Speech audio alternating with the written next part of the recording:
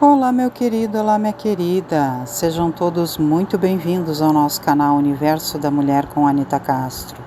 Aqui é sua amiga Anita Castro e nós estamos começando a primeira partilha do EAD deste ano de 2025. Nós estamos vendo aqui o livro de número 1 e a nossa aula de hoje é a de número 17, que vem tratando sobre a conversão e missão de Paulo de Tarso, tendo como objetivos elaborar breve biografia de Paulo, o apóstolo dos gentios, e identificar as características da conversão e da missão de Paulo de Tarso. Mas antes de nós iniciarmos, quero então te convidar para que tu não esqueças de curtir esse vídeo, porque como nós sabemos é muito importante que a gente curta, porque daí então o algoritmo do YouTube vai ofertar esse material a outras pessoas, percebendo que é importante para nós. E é isso que nós queremos, não é, meus queridos? Cada vez mais e mais espalhar o bem por onde nós pudermos, com o maior número de corações possível. E então, meus amados, como foram as festas de vocês? Creio que muito abençoadas, não é mesmo? Já descansamos, festejamos o nosso Natal, o nosso Ano Novo, começamos aí com o pé direito em 2025, hoje dia 6 de janeiro de 2025, e estamos então reiniciando os nossos trabalhos aqui no nosso canal Universo da Mulher com Anita Castro. Todos os vídeos vão continuar ao longo da semana, como nós já fazíamos lá em 2024, ok? Então, sem mais delongas, vamos aos nossos trabalhos. Como sempre faço aqui, lendo o nosso material da nossa aula e posteriormente tecendo aí breves comentários, conforme eu vou sentindo em meu coração e vou também percebendo que seja necessário. Vamos lá então à nossa aula. Dados biográficos de Saulo de Tarso. Paulo é conhecido como o apóstolo dos gentios. Em Atos dos Apóstolos, capítulo 9, versículo 15, em Gálatas 1, versículos do 15 ao 23, e em Efésios 3, versículos do 1 ao 6. Em razão do devotado trabalho evangélico que realizou junto aos povos pagãos. Nasceu em Tarso, capital da Sicília, no início do século I de nossa era, e nós vemos isso em Atos dos Apóstolos, capítulo 9, versículo 11, capítulo 21, versículo 39 e capítulo 22, versículo 3. Recebendo o nome hebraico de Saulo, fazia parte de uma família judaica helenista da tribo de Benjamim. Vemos isso em Filipenses, capítulo 3, versículo 5 e em Romanos, capítulo 11, versículo 1, cujos integrantes eram judeus da diáspora.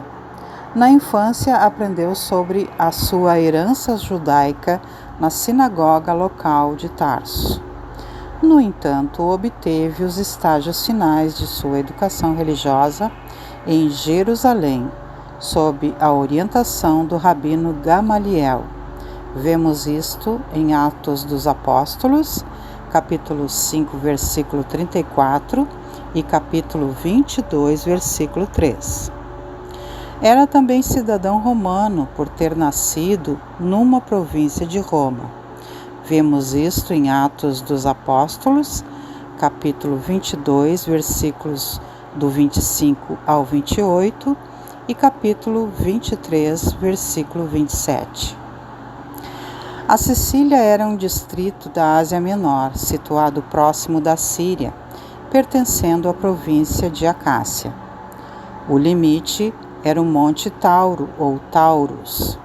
Estava dividida em duas províncias, Sicília Traqueia e Sicília Pádias. A primeira muito montanhosa e agreste, e a segunda, embora também em parte coberta de rochedos, dispunha de algumas planícies férteis. Importante estrada cortava o país de este a oeste, passando pela cidade de Tarso. Nos tempos romanos, a Sicília exportava grande quantidade de lã caprina, chamada cilicium, da qual se faziam tendas. Esse foi, aliás, o ofício de Saulo, uma vez que era praxe entre os da sua raça, inclusive os mais ricos e ilustrados, aprender sempre um ofício manual. Atualmente a Sicília pertence à Turquia. Pelo ocidente se liga à Europa, através do Estreito de Bósforo. Pelo oriente com o Irã e a Rússia, fazendo fronteira com o Iraque e a Síria ao sul. A terra natal do apóstolo contava com cerca de 500.000 habitantes na época de seu nascimento, possuindo um bom porto e um centro comercial movimentado e importante. Era uma cidade cosmopolita que desempenhou relevante papel nas guerras civis dos romanos e estava isenta de pagar impostos a Roma. Tarso era formada de uma população heterogênea, de marcada influência grega. A Sicília era altamente civilizada ao longo da costa, mas bárbara nos altiplanos do Monte Taurus. Tarso, a capital, era famosa pelos seus filósofos e por suas escolas. Os judeus da diáspora estabeleceram ali importante colônia, como também em Antioquia, Mileto, Éfeso e Esmirna. Essas cidades fariam parte do roteiro da pregação evangélica do apóstolo. Em Jerusalém, conquistou uma posição de importância como fariseu. Isto está em Atos dos Apóstolos, capítulo 23, versículo 6 e capítulo 26, versículo 5, e em Filipenses, capítulo 3, versículo 5, tornando-se membro do Sinédrio. Paulo possuía poderosa inteligência e considerável cultura, fatores que muito o favoreceram em suas viagens missionárias. Falava fluentemente o grego, o latim, além do hebraico. Elevado à posição de doutor da lei, vivia em Jerusalém, desfrutando do prestígio que a posição lhe impunha junto ao Sinédrio e em razão das relações de sua família. A perseguição de Saulo de Tarso aos cristãos. Com a morte de Estevão, a vida do impetuoso doutor da lei sofre profunda e irreversível transformação. Alucinado por descobrir que Estevão é o mesmo Gesiel, irmão desaparecido de sua amada noiva Abigail, vê desmoronar os seus sonhos matrimoniais. Abigail, por outro lado, afastada de Saulo, se converte ao cristianismo, recebendo de Ananias as luzes sagradas da nova revelação. Não muito tempo depois da sua conversão ao cristianismo, Abigail cai irremediavelmente doente, vindo a morrer nos braços de um Saulo enlouquecido de dor. Durante 3 dias, Saulo deixou-se ficar em companhia dos amigos generosos, recordando a noiva inesquecível. Profundamente abatido, procurava remédio para as mágoas íntimas, na contemplação da paisagem que Abigail tanto amara. Acusava a si próprio de não haver chegado mais cedo para arrebatá-la à enfermidade dolorosa. Pensamentos amargos o atormentavam, tomado de angustioso arrependimento.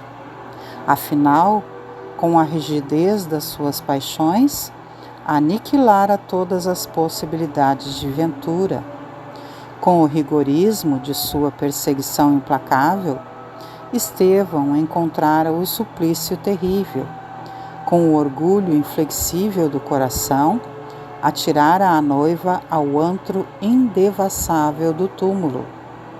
Entretanto, não podia esquecer que devia todas as coincidências penosas àquele Cristo crucificado que não pudera compreender. Ensandecido pela dor, o orgulho fariseu transferiu sua mágoa e revolta para Jesus e para seus seguidores.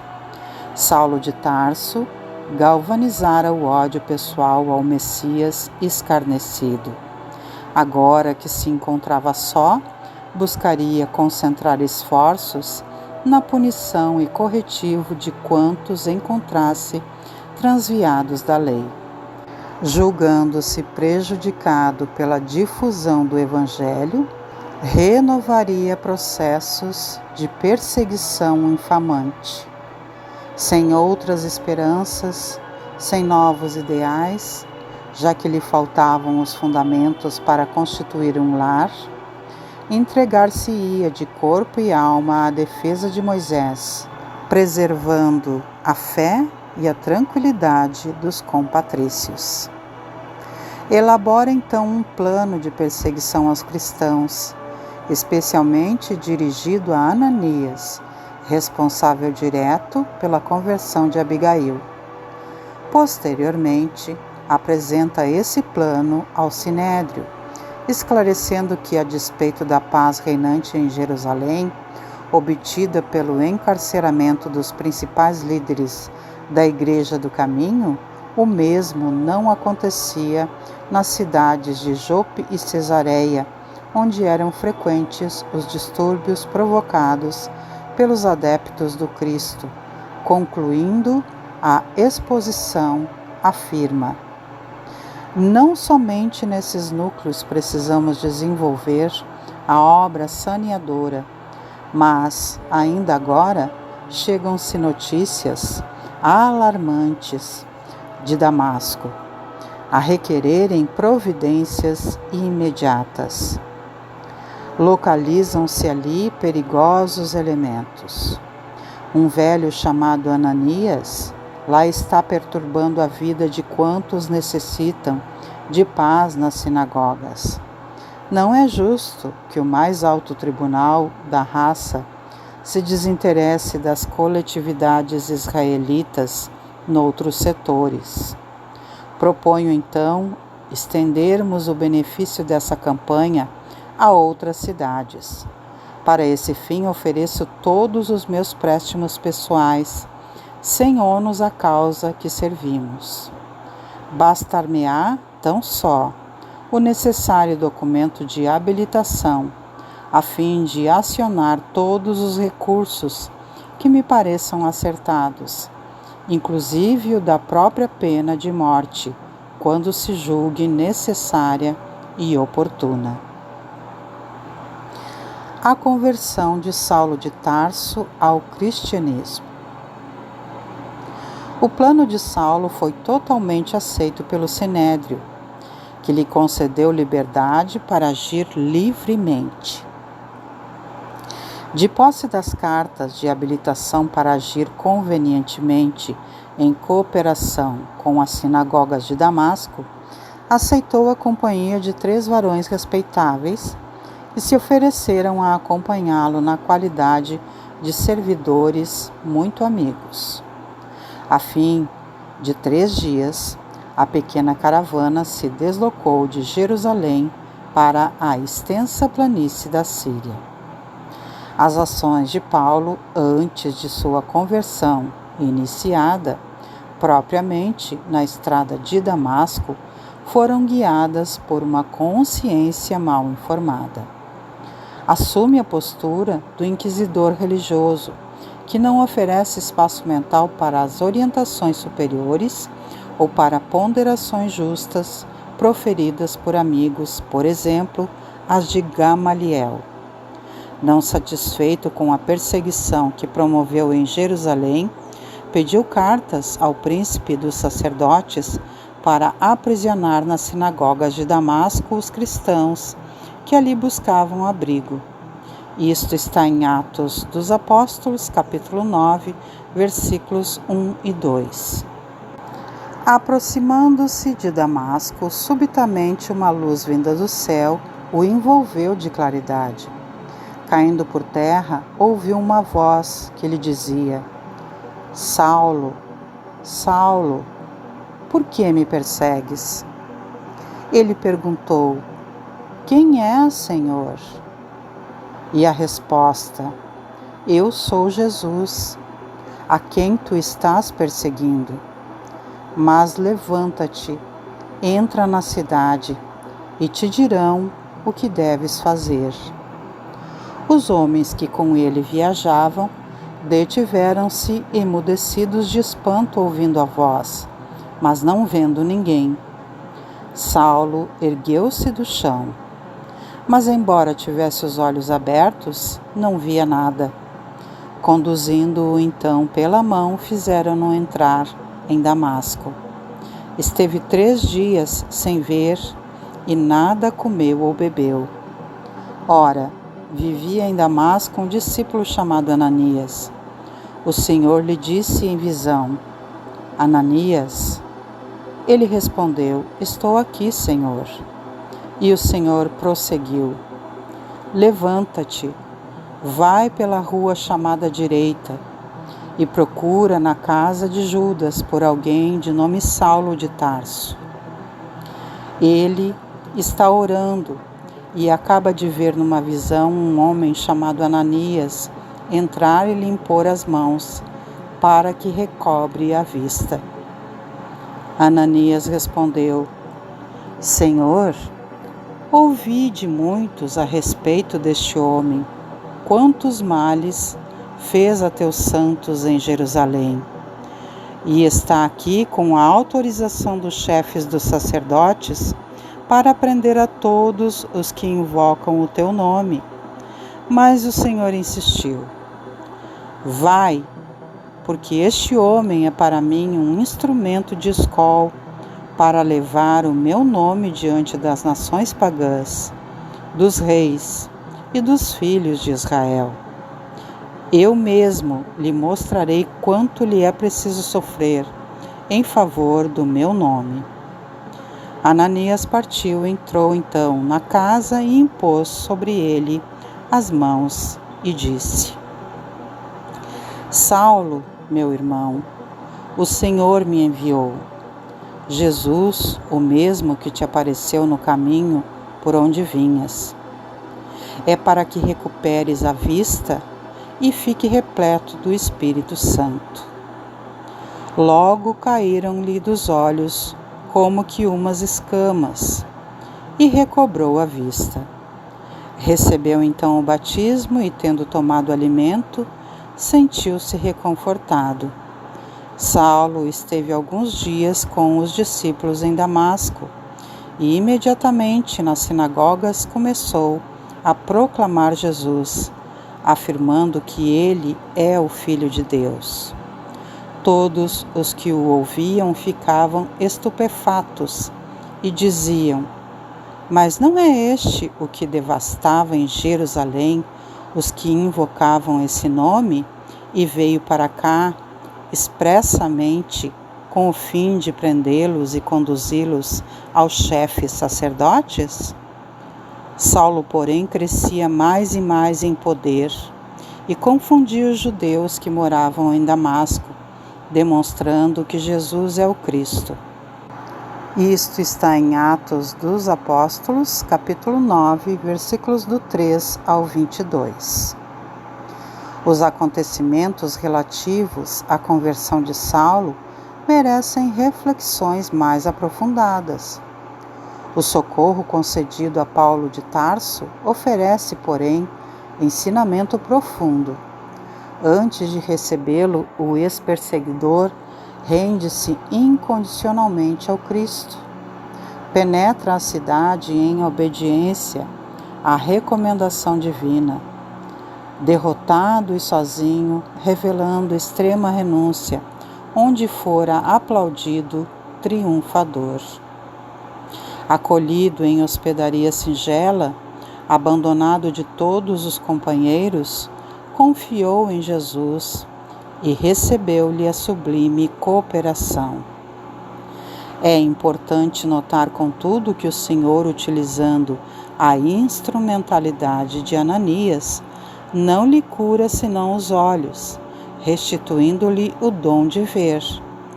Paulo sente que lhe caem escamas dos órgãos visuais e, desde então, oferecendo-se ao trabalho do Cristo, entra no caminho do sacrifício a fim de extrair por si mesmo as demais escamas que lhe obscureciam as outras zonas do ser. É raro alguém transformar-se tão rapidamente como aconteceu com Saulo. Sob o influxo da presença e chamamento do Mestre, na estrada de Damasco, o impetuoso fariseu muda radicalmente a sua posição na vida e de perseguidor passa a ser o protetor de todos os cristãos. Não é difícil imaginar os sacrifícios e conflitos que o doutor de Tarso vivenciou para se transformar em discípulo sincero do Evangelho. Deve ter experimentado enormes dificuldades nos inevitáveis testemunhos. Importa considerar, porém, o significativo amparo fraternal que recebeu de muitos, um bálsamo para aliviar as suas chagas morais. Neste sentido, esclarece Emmanuel: o Mestre, para estender a sublimidade do seu programa salvador, pede braços humanos que o realizem e intensifiquem. Começou o apostolado buscando o concurso de Pedro e André, formando em seguida uma assembleia de 12 companheiros para atacar o serviço da regeneração planetária. Ainda mesmo quando surge pessoalmente buscando alguém para a sua lavoura de luz, qual aconteceu na conversão de Paulo, o Mestre não dispensa a cooperação dos servidores encarnados. Depois de visitar o doutor de Tarso diretamente, procura Ananias, enviando-o a socorrer o novo discípulo. A missão de Paulo. Todos os apóstolos do Mestre haviam saído do teatro humilde de seus gloriosos ensinamentos. Mas, se esses pescadores valorosos eram elevados espíritos em missão, precisamos considerar que eles estavam muito longe da situação de espiritualidade do Mestre, sofrendo as influências do meio a que foram conduzidos. Tão logo se verificou o egresso do Cordeiro às regiões da luz, a comunidade cristã, de modo geral, começou a sofrer influência do judaísmo e quase todos os núcleos organizados da doutrina pretenderam guardar feição aristocrática em face das novas igrejas e associações que se fundavam nos mais diversos pontos do mundo. É então que Jesus resolve chamar o espírito luminoso e energético de Paulo de Tarso ao exercício do seu ministério. Essa deliberação foi um acontecimento dos mais significativos na história do cristianismo. As ações e as epístolas de Paulo tornam-se poderoso elemento de universalização da nova doutrina. De cidade em cidade, de igreja em igreja, o convertido de Damasco, com o seu enorme prestígio, fala do Mestre, inflamando os corações. A princípio estabelece entre ele e os demais apóstolos uma penosa situação de incompreensibilidade, mas sua influência providencial teve por fim evitar uma aristocracia injustificável dentro da comunidade cristã nos seus tempos inesquecíveis de simplicidade e pureza. Concluindo o seu período em Damasco, em que recebeu o auxílio de Ananias e conheceu a mensagem de Jesus, Saulo parte para o deserto, vivendo no oásis de Palmira, como humilde tecelão de tendas.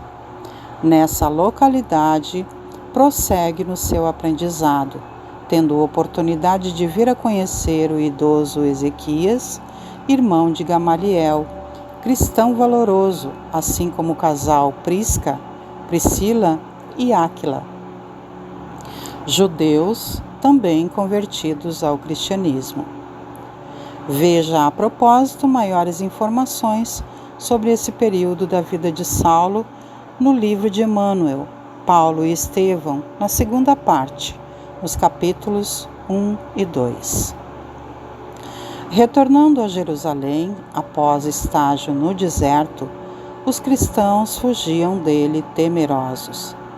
Por influência de Barnabé, Saulo foi conduzido aos apóstolos que, após ouvirem o relato dos acontecimentos na estrada de Damasco, passaram a aceitá-lo como discípulo. Sendo, porém, ameaçado de morte por alguns judeus, os apóstolos levaram-no a Cesareia e depois a Tarso. Isto está em Atos dos Apóstolos, capítulo 9, versículos do 2 ao 30. Os cristãos que se dispersaram após a morte de Estevão, em consequência da perseguição de Saulo, espalharam pela Fenícia, Chipre e Antioquia, pregando nessas localidades os ensinamentos de Jesus. A notícia desta pregação, porém, se espalhou, chegando aos ouvidos de Barnabé, que se encontrava em Jerusalém. Entusiasmado, este apóstolo partiu para Tarso em busca de Paulo, e durante 1 ano pregaram juntos o Evangelho na igreja recém-criada de Antioquia, para judeus e gentios. Foi em Antioquia que os discípulos pela primeira vez foram chamados de cristãos. Isto está em Atos dos Apóstolos, capítulo 11, versículos 25 e 26. A palavra cristão significa partidários ou sectários do Cristo. Christos, forma popular de Crestos. Ao criarem esta alcunha, os gentios de Antioquia tomaram o título de Cristo, ungido, Messias, por um nome próprio. A missão de Paulo não foi fácil. Sofreu toda sorte de atribulações. No entanto, a partir de sua conversão na estrada de Damasco, por volta do ano 36 da nossa era, ele vai consagrar toda a sua vida ao serviço de Cristo que o conquistou. Isto está em Filipenses, capítulo 3, versículo 12. Depois de uma temporada na Arábia e do regresso a Damasco, que está em Gálatas, versículo 17 do capítulo 1, onde ele já prega, o que está em Atos dos Apóstolos, capítulo 9, versículo 20, sobe a Jerusalém pelo ano 39, o que está em Gálatas 1, versículo 18, Atos dos Apóstolos 9, versículo 30, de onde é conduzido a Antioquia por Barnabé, com o qual ensina, o que está em Atos dos Apóstolos, capítulo 9, versículos 26 e 27 e capítulo 11, versículos 25 e 26. A missão de Paulo pode ser resumida em 3 palavras: fé, esperança e caridade. Agora, portanto, permanecem fé, esperança e caridade, estas 3 coisas. A maior delas, porém, é a caridade. Isto está em 1 Coríntios 13, 13. A fé é uma posse antecipada do que se espera, um meio de demonstrar as realidades que não se veem. E para demonstrá-lo, discorreu longamente sobre todas as coisas maravilhosas que os hebreus haviam aceitado no passado, pelo puro e singular testemunho da fé. Ancorava-se a fé na retidão do homem, pois o justo vive pela fé, sustentando-se nela, confiante nela. Não, contudo, uma fé passiva de braços cruzados, nem uma fé apoiada simplesmente nos velhos preceitos da lei de Moisés.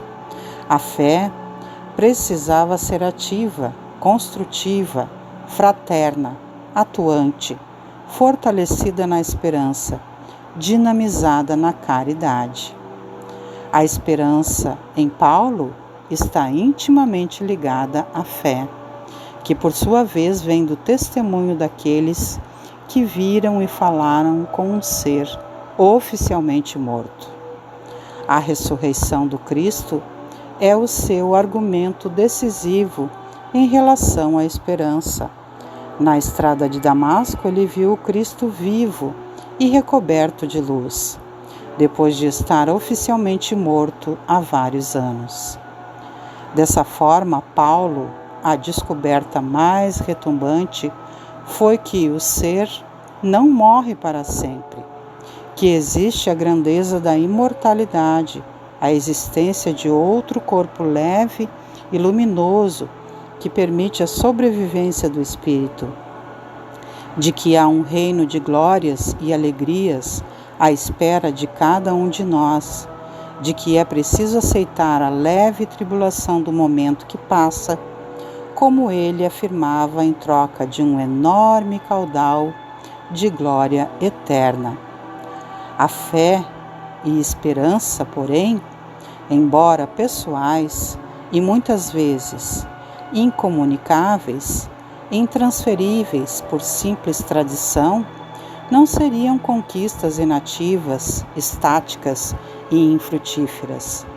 Na dinâmica do amor convertido em caridade, elas poderiam expandir-se, acendendo em outros corações o fogo sagrado, da esperança primeiro, para, só mais tarde, chegar à terceira irmã, a fé, como um retorno sobre si mesma.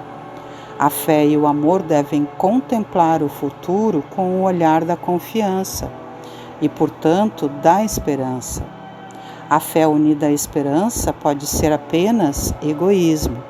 A esperança e o amor podem não ser suficientes para construir a fé, e nesse caso a felicidade seria apenas uma hipótese.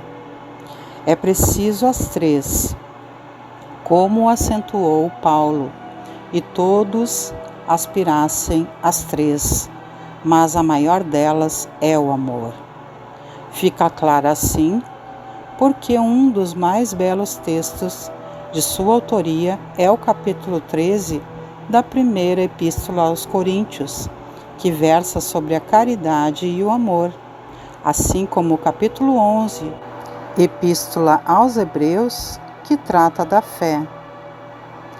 Não nos esqueçamos, contudo, de que, balanceado as duas em sua mente privilegiada, ele concluiu que o amor ainda é mais importante que a própria fé, especialmente a dinâmica do amor que se expressa na caridade, no serviço ao próximo, a tônica do pensamento de Jesus. A fé foi sem dúvida um instrumento que garantiu a Paulo a força moral para vencer as vicissitudes da vida. Todavia, soube compreender que somente o amor faz o homem elevar-se aos píncaros da felicidade verdadeira. Coloca assim, sem equívoco, a caridade acima até da fé. É que a caridade está ao alcance de toda a gente, do ignorante como do sábio, do rico como do pobre, e independente de qualquer crença em particular. Faz mais, define a verdadeira caridade, mostra não só na beneficência, como no conjunto de todas as qualidades do coração, na bondade e na benevolência para com o próximo. Maravilhosa aula, não é mesmo, meus queridos e minhas queridas? Aqui falando então do apóstolo Paulo, que a princípio nasceu e foi aí batizado como Saulo, Saulo de Tarso, cidade na qual ele vivia. E então, quando ele encontra-se com Jesus na estrada de Damasco, ele converte-se. E foi uma conversão poderosa. Esse homem inteligentíssimo, preparado ali na escola de Gamaliel, que era uma das principais escolas das sinagogas, torna-se então um cristão fervoroso e, muito mais do que isso, um apóstolo pelo mundo, porque ele viajou continentes e muitos lugares pregando a palavra do Cristo, trazendo o amor ao Cristo, para que nós, hoje, chamados na época gentios, aqueles que não eram judeus, pudéssemos então conhecer Jesus. Foi através do apóstolo Paulo que a palavra do Cristo foi espalhada por muitos e muitos lugares, muito além da Judéia, muito além do povo judeu, não é? Nós sabemos que outros apóstolos também viajaram, mas não tanto quanto o apóstolo Paulo. E se nós formos estudar a sua história, nós vamos compreender a misericórdia de Deus muito mais profundamente, porque o apóstolo Paulo era, como nós vimos aqui, um perseguidor dos cristãos. Inclusive, o primeiro mártir do cristianismo, que foi Estevão, foi morto pelas suas ordens, não é? E ele era então ali o irmão de Abigail, que era sua noiva, a qual acabou-se então se distanciando dele por causa desta questão tão triste, não é? E ele então acabou destruindo a sua felicidade com a sua noiva devido à sua ignorância da época, mas depois teve uma conversão poderosíssima. Então nós vemos aí o quanto Deus nos oportuniza a nossa transformação através da história do apóstolo Paulo. Maravilhosas considerações temos aí, não é mesmo? Para nossa reflexão profunda e que a gente possa, cada um de nós, tirar o maior proveito possível dessa aula abençoada. Assim, então, vamos concluindo os nossos trabalhos e os nossos estudos de hoje. Antes ainda, convido a todos vocês para que todas as segundas-feiras, às 19 horas, venham estar comigo aqui no nosso canal Universo da Mulher com Anita Castro, para que possamos fazer as partilhas do EAD, Estudo Aprofundado da Doutrina Espírita, todas as terças-feiras, às 19 horas, minhas queridas amigas e irmãs, companheiras aqui que me acompanham sempre no canal, venham estar comigo aqui para que nós possamos partilhar a nossa série muito especial, Reflexão de Empoderamento, que é para a nossa psique humana como mulheres. Venham para cá, minhas queridas, tem sido uma bênção.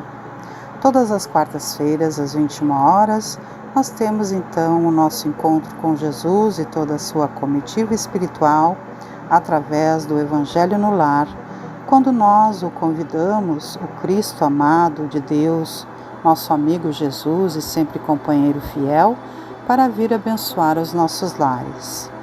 Nas quintas-feiras, às 18h30, nós temos os estudos da obra de André Luiz. E nas sextas-feiras, às 18 horas, nós temos o Momento do Passe. Aí, através da direção da nossa querida amiga e benfeitora espiritual Maria da Soledade, reunida como uma equipe de benfeitores espirituais, todos a serviço do nosso amado Senhor Jesus Cristo. E temos ainda também todas as segundas, quartas e sextas-feiras os shorts de cura, que são videozinhos curtos onde eu trago mensagens edificadoras para os nossos corações, especialmente de nós mulheres. Sendo assim, então, meus queridos e minhas queridas, com uma mensagem amorosa, através de uma breve prece, me despeço de vocês, desejando que Deus, nosso Pai amoroso, possa nos proporcionar um 2025 muito abençoado, que nós tenhamos a consciência de que as mudanças são feitas a partir de nós e de nossas autotransformações, Que Jesus Cristo, nosso amigo e nosso mestre, sempre companheiro fiel, que Maria Santíssima, nossa mãezinha muito amorosa, e que os nossos benfeitores espirituais continuem, como eles sempre fazem, nos estimulando ao bem, e que nós, de passo a passo, ao longo de todo esse ano que se inicia agora, possamos buscar a nossa transformação, estudando, nos dedicando e praticando aquilo de bom que temos aprendido com a espiritualidade superior, nos perdoando toda vez que errarmos, mas nos levantando quando estivermos aí tropeçando em alguma pedra e caído, porque somos humanos, mas também podemos, a cada dia, fazer o nosso melhor por nós mesmos e por todos que nos rodeiam. E que assim seja e assim se faça. Deixo então um grande beijo no coração de todos e de todas e me despeço, desejando que haja em nossos caminhos sempre muita, muita paz e harmonia. Tchau, tchau, queridos e queridas. Até o nosso próximo encontro.